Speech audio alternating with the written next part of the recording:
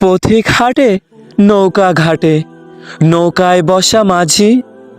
পথিক বলে, ভাই আমি তো তোমাকেই খুঁজি, তুমি ছাড়া যে পার হওয়ার আর অন্য উপায় নাই। মাঝি বলে, ভাই চলো এবার যাই।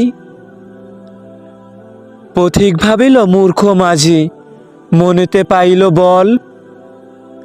পথিক বলিল, ওহে মাঝি ভাই, কেন নৌকায় চলে জল?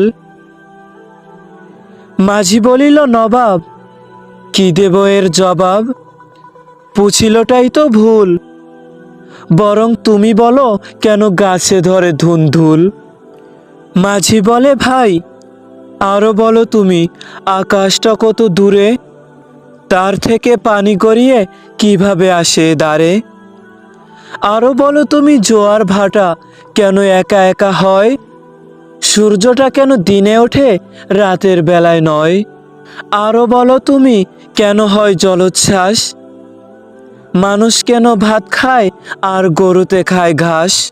পথিক বলে, মাঝি এবার তো তুই থাম, পার হয়েছি রে এই নে তোর দাম।